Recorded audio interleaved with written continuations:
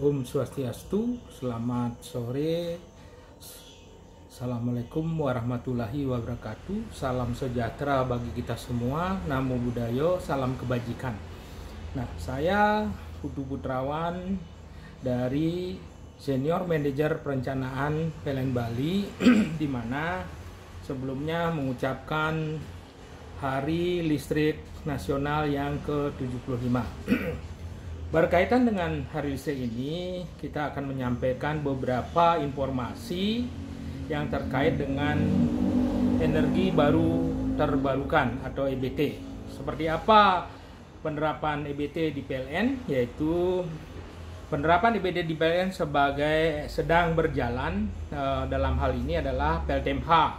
Kita tahu bahwa pembangkit listrik tenaga mikrohidro yang memakai air skala kecil dan memakai tenaga PLTS yang menggunakan tenaga surya, demikian juga PLTB Bayu yang menggunakan tenaga angin. Kemudian khusus PLN sudah ada 3 PLTS yang cukup besar, yaitu 2 kali 1 megafik. Kemudian PLTMH adalah 1,8 megawatts. Kemudian sedang operasi PLTB 9 kali 80 kW di Nusa Penida. Ini dalam kondisi rusak karena anginnya kurang stabil. Nah, ini PLTB-nya lagi kondisi tidak beroperasi sebesar 80 kW. Nah, itulah adalah EBT yang ada di Bali. Kemudian pembangkit EBT dikenal menghasilkan kos biaya yang tinggi sehingga berdampak pada tarif listrik. Ya, tentu bagaimana upaya PLN mengantisipasi hal ini, mengingat ada target 23% pembangkit listrik bauran EBT. Kita mengetahui bahwa pembangkit EBT ada bermacam-macam seperti PLTA,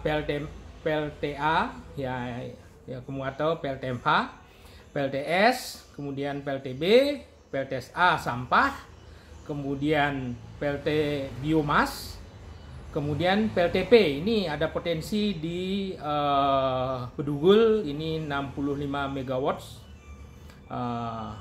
Di Bedugul ini masih PLTP 65 megawatt. Nah, yaitu potensi, mudah-mudahan ke depan bisa juga menjadi bagaimana Bali energi yang ramah lingkungan di Bali, yang dimana harga jual per kWh juga berbeda-beda yang ada di Bali, dimana PLTMH dengan harga 1.100 rupiah per kWh. Kemudian PLTS adalah yang berlaku sekarang adalah yang sudah ada 750 per kWh. Sedangkan rencana PLTS yang 2 kali 25 megawatt ini ada di Bali Timur dan Bali Barat dengan harga 6,2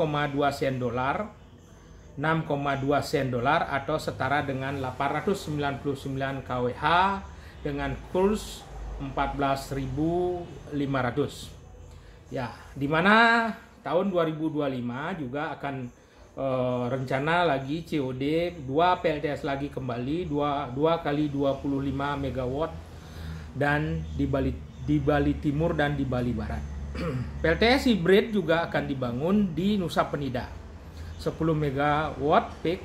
Kemudian PLTSA Swung sampah ini 15 megawatt, rencana COD di 2023. Kemudian PLTMH Titap, PLTMH Sambangan, PLTMH Tukat Balian masing-masing 1,8 megawatt. Ya, biaya yang mahal adalah PLTS yang memakai baterai yang agar bisa berdiri sendiri. Kerja PLTS didesain menghasilkan listrik di mana sebagian disimpan juga di baterai, bagaimana untuk agar bisa dipakai di malam hari. Potensi ini yang menyebabkan produksi KWH produksinya adalah KWH-nya murah, yaitu sebesar 899.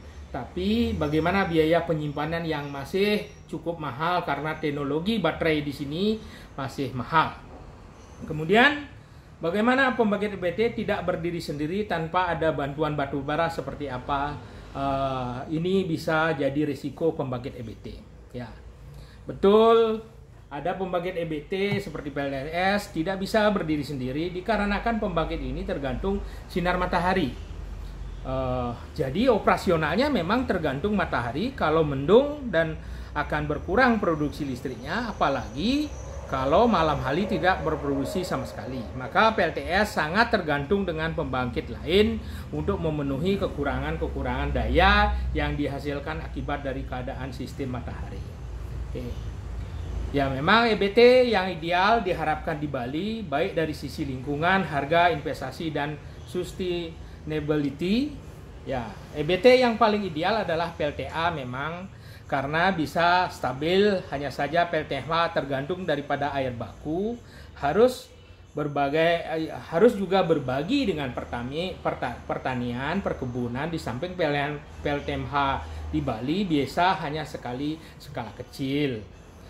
Yang memungkinkan di Bali adalah PLTS yang bisa dengan skala besar. Hanya saja PLTS harus disiapkan pembangkit cadangan 3 kali daya terpasang PLTS, sehingga PLTS dianggap sangat boros karena harus mengoperasikan pembangkit cadangan di mana sewaktu-waktu siap mengambil beban dan PLTS. Nah, artinya untuk keandalan ini memang PLTS harus ada pembangkit yang siap bekerja pada saat kondisi mendung, sehingga kondisi sistem kelistrikan kita yang ada di Bali menjadi lebih aman.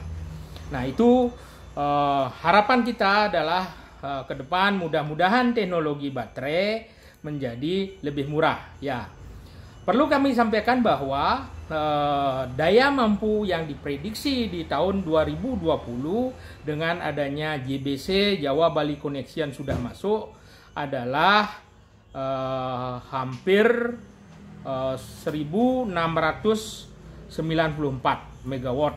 Nah, kemudian pembangkit tanpa BBM ini ya memang sudah sampai dengan 1564 daya mampunya tanpa BBM. Ya, artinya reset margin yang terjadi di tahun 2025 adalah 55%. Nah, kemudian tanpa BBM sudah mencapai 43%. Nah, kita berharap pada tahun 2025 ini pembangkit tanpa BBM adalah 1563. Kemudian energi bersih sesuai dengan juga bagaimana energi bersih sesuai dengan Pergub 45 bahwa energi bersih sudah di Bali adalah mencapai 1183 megawatt. Nah, kemudian berapa EBT dengan sesuai dengan potensi, mudah-mudahan tidak mundur. Bahwa termasuk juga potensi yang ada sampai dengan tahun 2025 ini ada PLTP 65 megawatt, kemudian PLTS ada 100 mega yang masuk sampai dengan 25, kemudian ada potensi energi bersih di mana sesuai Pergub 45 bahwa ada potensi 180 sampai 200 megawatt PLTS untuk hotel-hotel yang memiliki luas atap lebih besar daripada 200 meter persegi. Nah, ini potensinya, sehingga potensi EBT kita sampai dengan tahun 2025 adalah 397,8 megawatt, itu setara dengan 34% dari energi bersih. Energi bersih kita adalah 1183. Ya, demikian informasi terkait dengan EBT, energi baru dan terbarukan. Mudah-mudahan dapat memberikan informasi bagi sistem kelistrikan yang di Bali bahwa PLN Distribusi Bali ke depan bagaimana mendukung energi bersih dan juga mendukung energi baru terbarukan. Ya, mudah-mudahan informasi ini bermanfaat bagi kita semua. Apabila ada hal-hal yang tidak berkenan, mohon maaf. Kami dari PLN siap mendukung energi bersih dan energi baru terbarukan. Demikian, selamat sore. Om Santi Santi Santi Om. Assalamualaikum warahmatullahi wabarakatuh. Salam sejahtera bagi kita semua. Namo Buddhaya, salam kebajikan. Terima kasih.